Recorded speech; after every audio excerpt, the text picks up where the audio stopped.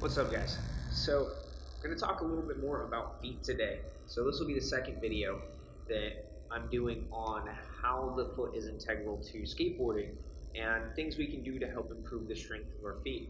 So in the first video, we talked about just doing little dexterity drills with the toes and using tapping and feedback, physical feedback, to get the nerves themselves in the foot to be more functional or to be more responsive. So we can feel a little bit more through the foot, we can be a little bit more aware of our position on our board and be able to feel the board more.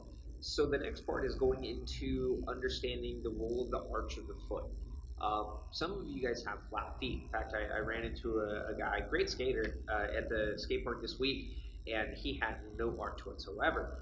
And part of it is years of injuries and so on, not rehabilitating correctly, or not even ever going through a rehabilitation process for the foot and the ankle. They just get weaker and they get weaker, so they'll slowly flatten out, especially as we continue to beat on them and not do anything about it. The role of the arch of the foot has two main components. For one, when we're looking at trying to jump, a lot of our energy transfer is done through the foot. So when I am jumping and extending through the foot and I'm coming onto the ball of the toe, the arch helps to shape and push more. So if my arch fall is flat, then before I can even transfer the weight all the way through the ball of the foot, I have to form an arch and then go, rather than the arch being planted and ready. And that adds another step and another area where we can lose energy in how we perform our jumping maneuvers. The other component is landing. When we land, we have to be able to resist the impact. And so, in that resisting impact, if we have some room for the foot to flatten out, then less of the impact will affect the ankle directly, or potentially the knee, the Achilles, and so on. The more dysfunction we have in the foot means the more compensation that we have to have somewhere else in the chain. So today I'm going to give you guys two exercises to help to strengthen the feet and to be able to help build up the arch of the foot. Now the first one is a blocked, or what we would call supination. So a lot of times when we have a flat foot, we'll have a pronation. So that would be the foot slightly rotating out away from our midline and out away from the knee, to where more of the weight goes to the medial part of the foot, or what we would consider the inside of the foot where the arch is at, and that flattens out the arch. You can see right here, my arch disappears when I do that. And just by correcting that position, we start to see more space in the arch of the foot, between the arch of the foot and the floor. Now we can do a really simple drill where we take this is a yoga block. You can use a book, you can use your fists if you don't have anything, but we want to keep the knees from moving and keep them isolated. So to build up some of the strength of the foot, first we need to activate the arch. So if I want to activate the arch, what I'll do is I'll spread my toes, and then I'm going to turn my foot in as far as I can, with keeping the ball of the foot towards the floor, and just hold this position and hold it tight. Now after a few seconds, I'll start to feel the arches of the foot contract really tight, and I'll start to feel where the muscles that actually shape the arch have an impact on that. Now, after I hold this for a few seconds and I can feel where that contraction is happening, where the muscles are shortening to create the arch, then I'll release back out, and then I'll start doing it for repetition, where each time I'm going to try to move it in as far as I can. So we would call this a supination of the foot. In trying to supinate the foot, I'm also potentially correcting a joint centration issue or joint alignment issue, especially if you're one of those people that walk around like this with the knees forward, the feet out, kind of duck footed.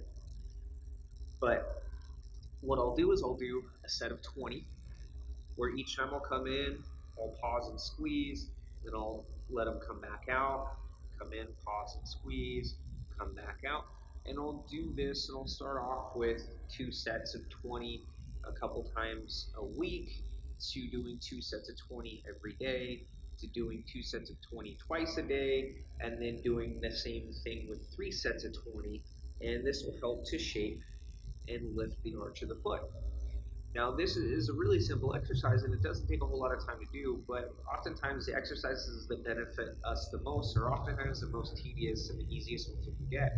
So you kind of have to make sure that you schedule this stuff in.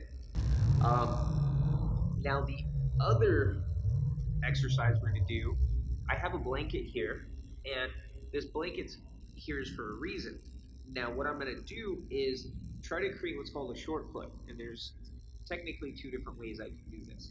One of them is by doing the blanket grabber, the towel grabber. I should be able to grab it, pull it in, grab it a little further down, pull it in, grab it, pull it in. Now, as I'm doing this, you'll notice that the distance between the ball of the foot and the heel of the foot shortens. So this is what we would call the short foot. This also helps to the dexterity of the foot as well. So this short foot position where I do that can do a lot. So we would do, maybe like 5 or 6 times where we would take a towel and do this and try to shorten it up as much as possible.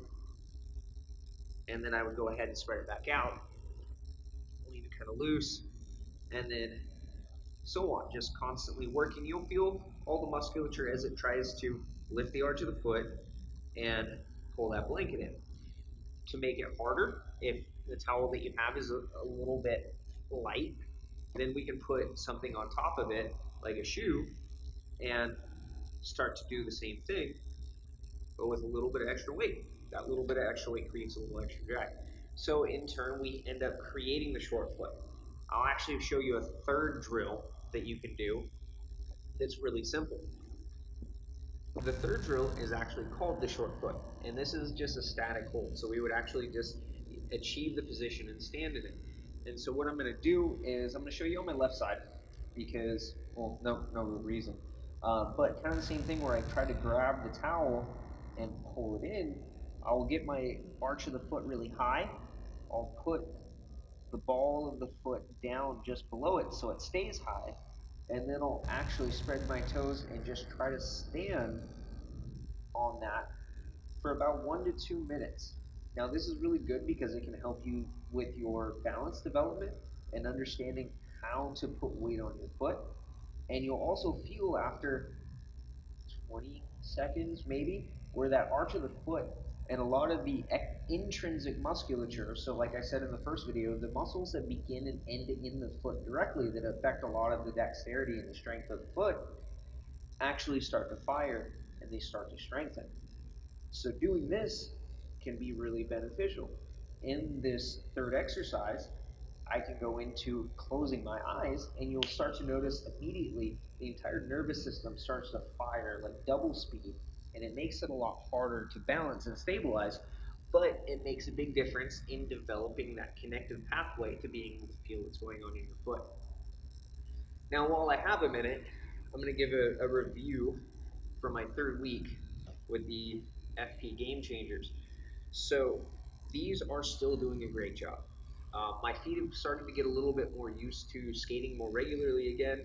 I'm going to be able to skate for the third time this week. I know for some of you that's like an easy week or a lazy week for you guys. But for me, getting in 3 times a week is pretty solid. I'm old. I'm going to be 34 very soon. I have responsibilities. I have a job. YouTube doesn't make me really any money, but training athletes and stuff like that. So if I can get out 3 times a week on my board, oftentimes I can actually still get better at 3 times a week right now. So I'll take it. But much continued improvement of my awareness of positioning, my awareness of my balance, my awareness of where my feet are on the board in comparison to just a few weeks ago when I injured my ankle. My ankle has pretty much been pain-free this entire last week. No soreness in the foot, nothing, no problems, no flicking problems, nothing like that. And I do definitely think that the game changers have been a big help in that. They relieve a lot of the stress off of the ankle because they improve the alignment.